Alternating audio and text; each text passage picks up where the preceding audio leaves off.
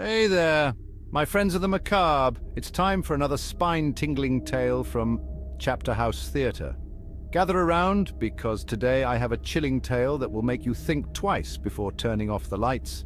This story is about a certain flower and the sinister Shadow Man, a figure who has haunted the dreams and lives of countless individuals across the globe. Picture this: you're lying in bed, just about to drift off to sleep. The room is dark, except for the faint glow of your nightlight. Suddenly you feel a presence, something lurking in the corner of your room. You glance over, and there it is, the Shadow Man, a tall, dark silhouette with no discernible features, just a void where a face should be. Your life seems to suddenly spiral down. Everyone and things seem to slowly fade off.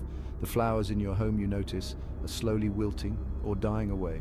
Accounts of the Shadow Man date back decades, with people describing eerily similar encounters. Some say he wears a wide-brimmed hat, others mention a cloak that seems to ripple with shadows, but one thing is the constant being of your demise and the sheer terror he invokes. Those who have seen him often wake up paralyzed, unable to move or scream. It's as if the Shadow Man feeds off their fear, growing stronger with every frightful glance.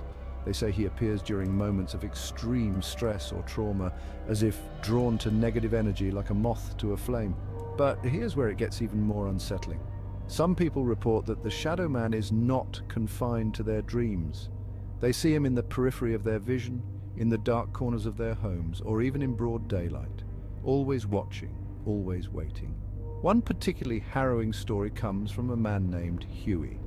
Huey resides in the town of Ravenwood. He recounted waking up in the middle of the night, feeling like someone was watching him. As his eyes adjusted to the darkness, he saw him, the Shadow Man, standing at the foot of his bed. Paralyzed with fear, he watched as he slowly moved closer, his form shifting and twisting as if made of smoke. Just as he reached out to touch him, he blacked out. When he woke up, the Shadow Man was gone, but the room was ice cold. Huey couldn't shake the feeling that he was still there, lurking just out of sight. And to this day, he sleeps with the lights on, terrified that one night he might return. He also recounts coming home each day, noticing everything in his home was dying. Even his family life was sadly fading away. Huey knew there was something evil in the air. It was then he had noticed his neighbors acting strange and angry, seeing dark shadows around their homes.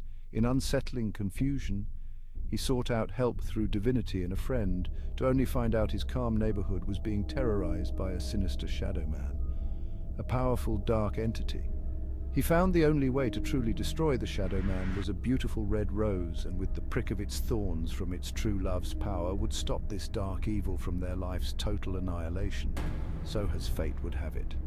Huey had forgotten about the one red rose he was given by a little old gypsy lady shopkeep in town that spring.